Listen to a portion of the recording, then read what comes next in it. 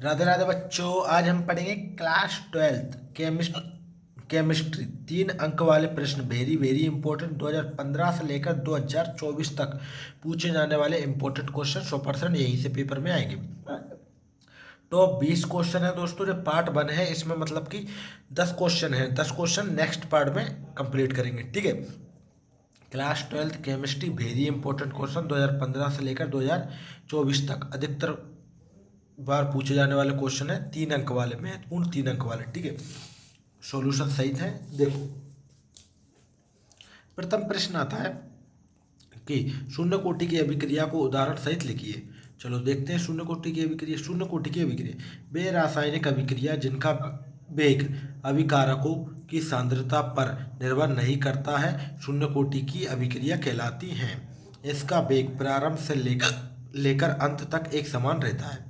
शून्य कोटि की अभिक्रिया क्या कहती है? देखो, वे रासायनिक अभिक्रिया जिनका वेग अभिकारकों की सांद्रता पर निर्भर नहीं करता है, शून्य कोटि की अभिक्रियाएं कहलाती हैं। इनका वेग प्रारंभ से लेकर अंत तक एक समान रहता है। कैसा रहता है? प्रारंभ से लेकर अंतिम तक एक समान रहता है। उदाहरण देखें। सूर्य के प्रकाश में H2O व Cl2 गैस का योग, यानी कि देखो, हाइड्रोजन गैस और क्लोरीन गैस जब सूर्य के प्रकाश में क्रिया करती है तो 2HCl बनता है। क्या बनता है? 2HCl। तो अभिक्रिया की दर क्या हो जाएगी? अभिक्रिया की दर समानुपाती H2 का गुणांक 0 इंटू Cl का 0, ठीक है। अभिक्रिया की दर क्या हो जाएगी? समानुपाती हटाएंगे, नियतांक आया K एक नियतांक है, तो K जे ऐसा का ऐसा रहेगा। तो अभिक्रिया की कोटि क्या हो जाएगी? जिसकी घात 0 होती है उसका पूरा क्या हो जाता है? 0 ही हो जाता है, ठीक है। तो इस अभिक्रिया का वेग केवल प्रकाश की तीव्रता पर निर्भर करता है। क्या होता है कि शून्य कोटि की अभिक्रिया किस पर निर्भर करती है? शून्य कोटि की अभिक्रिया केवल प्रकाश की तीव्रता पर निर्भर करती है। ये था आपका पहला क्वेश्चन, वेरी इंपॉर्टेंट, ठीक है। क्लास 12th केमिस्ट्री 2015 से लेकर 2024 तक पूछे जाने वाले इंपॉर्टेंट क्वेश्चन, ठीक है। एस फॉर सुमित स्टडी पे यदि आप न्यू हो तो प्लीज़ चैनल को सब्सक्राइब करें एंड बेल आइकन पर क्लिक करें। इसी के साथ देखते हैं प्रश्न नंबर 2। प्रश्न नंबर 2 में आपसे पूछेगा छद्म कोटि अभिक्रिया को उदाहरण सहित लिखी। छद्म कोटि, देखो, छद्म कोटि अभिक्रिया सामान्यतः साधारण अभिक्रियाओं की कोटि और आणविक समान होता है। आणविकता कैसी होती है? समान होती है। तो सामान्यतः साधारण अभिक्रिया की कोटि और आणविकता समान होती है, परंतु कुछ अभिक्रियाओं में अभिकारकों में से एक इतनी अधिक मात्रा में होता है कि इसकी थोड़ी सी कमी अभिक्रिया की दर को प्रभावित नहीं कर पाती है। अतः ऐसी अभिक्रियाओं को कोटि और आणविकता में अंतर हो जाता है, ठीक है बच्चों। क्या हो जाता है कि देखो, सामान्यतः साधारण सभी अभिक्रियाएं की कोटि और आणविकता समान होती है, ठीक है। साधारण मतलब सामान्यतः जितनी भी अभिक्रियाएं होती है उनकी अभिक्रियाओं की कोटि और आणविकता कैसी होती है? समान होती है। परंतु कुछ ऐसी अभिक्रियाएं होती हैं जिनमें अभिक्रियाओं में अभिकारकों में से एक इतनी अधिक मात्रा में होता है कि इसमें थोड़ी सी कमी अभिक्रिया की दर को प्रभावित नहीं कर पाती है। अतः ऐसी अभिक्रियाओं की कोटि तथा आणविकता में अंतर हो जाता है।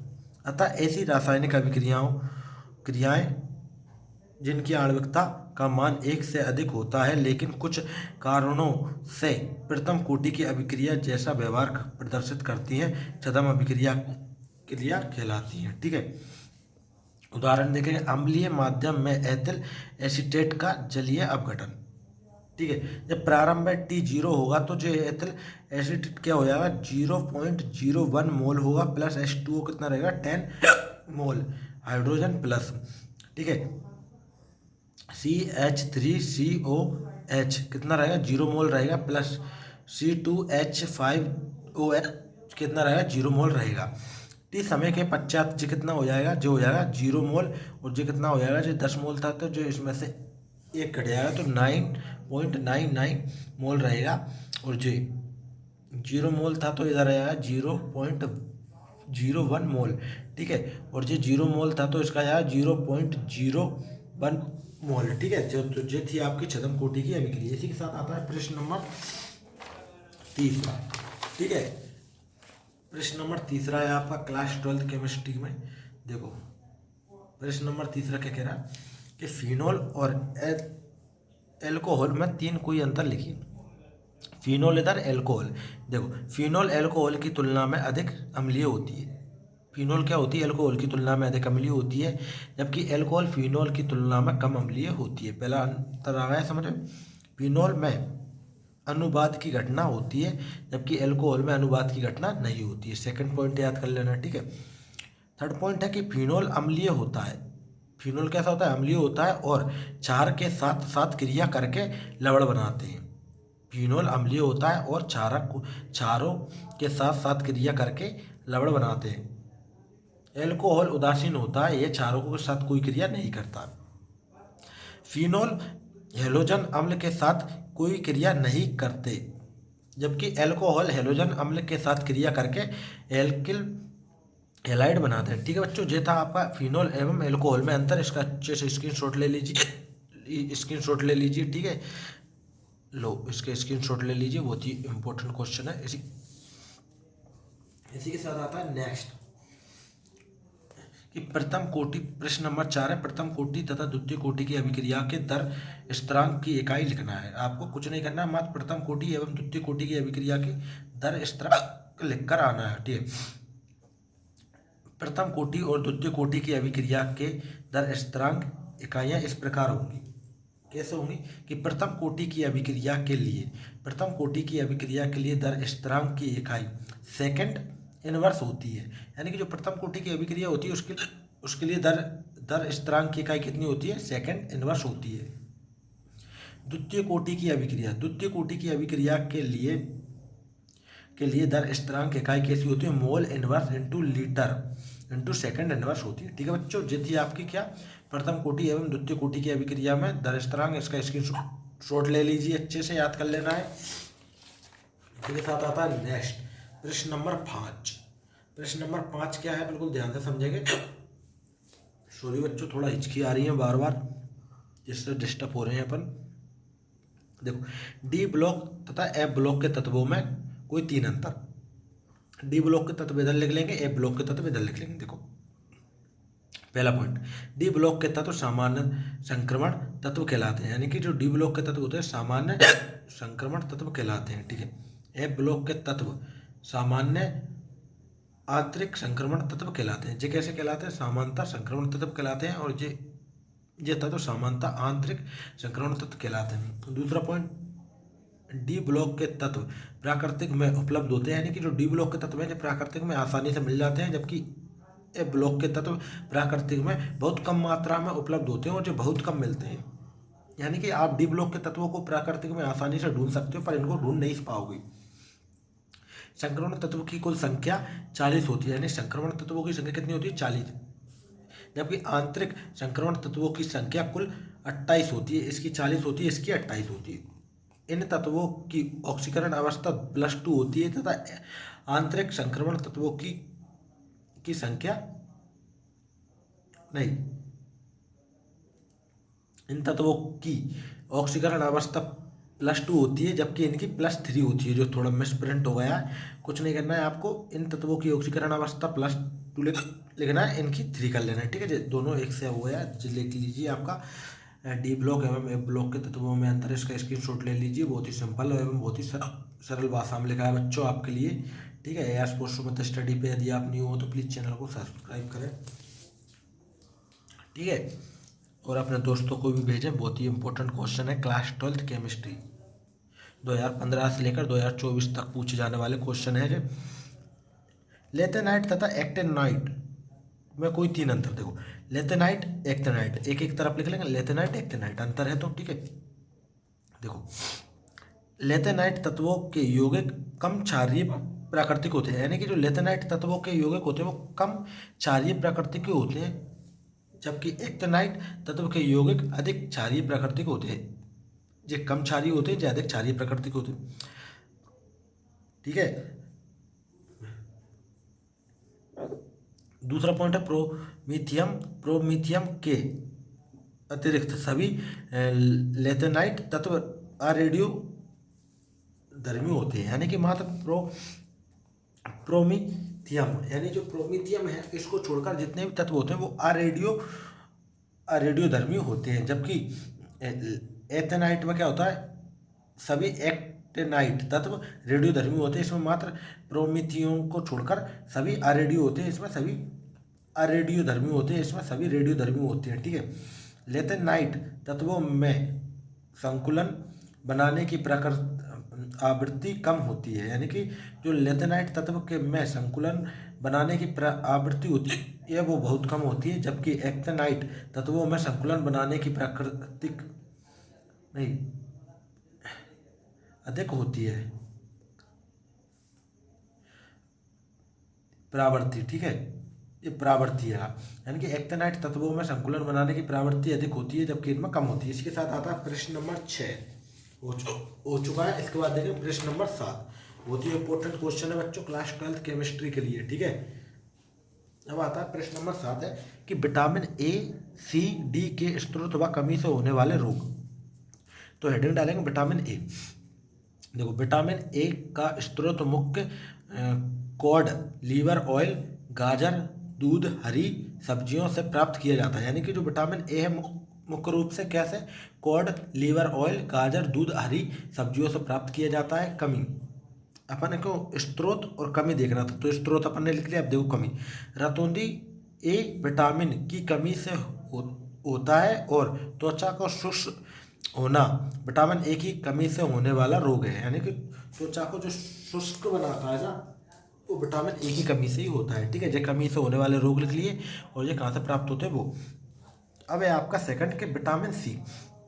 विटामिन सी का मुख्य स्रोत खट्टे पदार्थ मतलब खट्टे फल, नींबू, आंवला, मौसम्बी, संतरा आदि से प्राप्त किया जाता है, यानी विटामिन सी को आप खट्टे पदार्थ मतलब खट्टे फलों जैसे नींबू, आंवला, मौसम्बी, संतरा आदि से प्राप्त किया जा सकता है। कमी से होने वाले रोग, विटामिन सी की कमी से होने वाला रोग स्कर्वी, यानी कि मसूड़ों से रक्त बहना लगते हैं तथा हड्डियों का भंगुर होना, यानी कि विटामिन सी की कमी से मसूड़ों से रक्त बहता है और हड्डियों का भंगुर होता है। इसी के साथ आता है विटामिन डी की कमी से होने वाले रोग। देखो, सबसे पहले देखेंगे विटामिन डी कहाँ से प्राप्त किया जाता है। विटामिन डी का स्रोत सूर्य का प्रकाश, अंडा, मछली के यकृत का तेल, यानी कि सूर्य का प्रकाश, मछली और अंडा यानी जो मछली के यकृत होता है उसका तेल आदि से प्राप्त किया जाता है विटामिन डी। अब देखेंगे कमी, विटामिन डी की कमी से बच्चों में रिकेट्स रोग होने लगता है, रिकेट्स रोग होने लगता है एवं दांतों का कमजोर होने लगते हैं। ठीक है बच्चों, इसका स्क्रीनशॉट ले लीजिए। विटामिन डी की ए सी डी तीनों विटामिन की कमी से होने वाले रोग। ये विटामिन ए है पूरा सेट, जो विटामिन बी का ले लीजिए, फिर जो विटामिन डी। इसी के साथ आते हैं अपन प्रश्न नंबर 8 की ओर। बहुत ही इंपॉर्टेंट क्वेश्चन है क्लास 12 केमिस्ट्री के लिए। ठीक है, आदर्श एवं अनादर्श विलयन में 3 अंतर। ठीक है, आदर्श एवं अनादर्श विलयन में 3 अंतर लिखना है। सबसे पहले अपन आदर्श इधर लिख लेंगे, अनादर्श। देखो, आदर्श विलयन सभी सांद्रताओं और सभी तापों पर राउल्ट के नियम का पालन करते हैं, जबकि अनादर्श विलयन सभी सांद्रताओं और सभी तापों पर राउल्ट के नियम का पालन नहीं करते, यानी जो राउल्ट के नियम का पालन करते हैं, जो राउल्ट के नियम का पालन नहीं करते। आदर्श विलयन राउल्ट के नियम का पालन करते हैं, जबकि अनादर्श विलयन राउल्ट के नियम का पालन नहीं करते। दूसरा बिंदु है कि दोनों घटकों को मिलाने पर आयतन परिवर्तन नहीं होता है, यानी कि दोनों घटकों को मिलाने पर आयतन परिवर्तन नहीं होता है, जबकि दोनों घटकों को मिलाने पर आयतन परिवर्तन हो जाता है। किसमें? अनादर्श विलयन में परिवर्तन हो जाता है, आदर्श विलयन में नहीं होता है। इसके साथ देखेंगे पॉइंट नंबर 3 है दोनों घटकों को मिलाने पर एंथैल्पी परिवर्तन नहीं होती है। ठीक है, जबकि अनादर्श विलयन में दोनों घटकों को मिलाने पर एंथैल्पी परिवर्तित होती है, इसमें परिवर्तित होती है, एंथैल्पी परिवर्तित नहीं होती, इसमें परिवर्तित होती है। ये है आपके अनादर्श विलयन एवं आदर्श विलयन में अंतर। इसका भी स्क्रीनशॉट ले लीजिए बच्चे, क्लास 12 केमिस्ट्री के वेरी इंपॉर्टेंट क्वेश्चनों की क्लास है ये। फिर आता है प्रश्न नंबर 9। कि देहली ऊर्जा और सक्रिय ऊर्जा पर टिप्पणी। देहली ऊर्जा वह ऊर्जा है जो अभिकारकों के अणुओं के मध्य प्रभावी टक्कर कराने के लिए आवश्यक होती है। यानी कि देहली ऊर्जा वह ऊर्जा है जो अभिकारकों के अणुओं के मध्य प्रभावी टक्कर कराने के लिए आवश्यक तो होती है। देहली ऊर्जा कहते हैं इसे ईटी से प्रदर्शित करते हैं देहली ऊर्जा का भी स्क्रीनशॉट ले लीजिए। इसके बाद आता है संकीर्णीय ऊर्जा, वह ऊर्जा जो देहली ऊर्जा से कम ऊर्जा वाले अणुओं को, यानी कि वह ऊर्जा जो देहली ऊर्जा से कम ऊर्जा वाले अणुओं को सक्रिय करने के लिए दी जाती है, जिससे वह ऊर्जा अवरोध को पार कर सके, संकीर्णीय ऊर्जा कहलाती है। इसे ई से प्रदर्शित करते हैं। ठीक है, जो इसको भी स्क्रीनशॉट ले लीजिए। देहली ऊर्जा एवं संकीर्णीय ऊर्जा वेरी इंपॉर्टेंट क्लास है जी आपकी। ठीक है, इसी के साथ आता है आज का लास्ट क्वेश्चन। ठीक है, जो पार्ट 1 था, पार्ट 2 में अपन और आगे के क्वेश्चन पढ़ेंगे। ठीक है, पराशण दाब, अर्धपारगम झिल्ली, ठीक है, और वांट हाफ गुणांक सभी की परिभाषाएं। ठीक है बच्चों, इसको काट देना, जब अपन इसको बाद में करेंगे। ठीक है, सबसे पहले अपन पराशण दाब और अर्धपारगम झिल्ली करेंगे। इसके बाद अपन नेक्स्ट पार्ट नंबर 2 में इसको भी समझेंगे। पराशण दाब, किसी विलयन को विलायक से अर्धपारगम झिल्ली द्वारा अलग करने पर, ठीक है, क्या किसी विलयन को विलायक से अर्धपारगम झिल्ली द्वारा अलग करने पर पराशण को रोकने के लिए विलयन पर कम से कम जो बाहरी दाब लगाना पड़ता है, वह विलयन का पराशण दाब कहलाता है। इसे पाई से प्रदर्शित करते हैं। ठीक है, पराशण दाब हो गया, इसकी परिभाषा का स्क्रीनशॉट ले लीजिए। फिर आती है अर्धपारगम झिल्ली, ऐसी झिल्ली जिसके छिद्रों में से केवल विलायक के कण ही आर पार निकलते हैं, विलय के कण नहीं निकलते, अर्धपारगम झिल्ली कहलाती है। ठीक है बच्चों, इसका भी स्क्रीनशॉट ले लीजिए। तो आज हमने पढ़े हैं class 12th chemistry very important 2015 से लेकर 2024 तक आने वाले इंपॉर्टेंट क्वेश्चन 100%। तो 20 क्वेश्चन है बच्चों, 3 अंक वाले अति महत्वपूर्ण प्रश्न है। पार्ट 1 है, पार्ट 2 में अपन और आगे के प्रश्न पढ़ेंगे। वीडियो अच्छी लगी तो वीडियो को लाइक करें और चैनल पर न्यू हो तो चैनल को सब्सक्राइब करें। आज के लिए बस इतना ही, मिलते हैं सेकंड पार्ट में।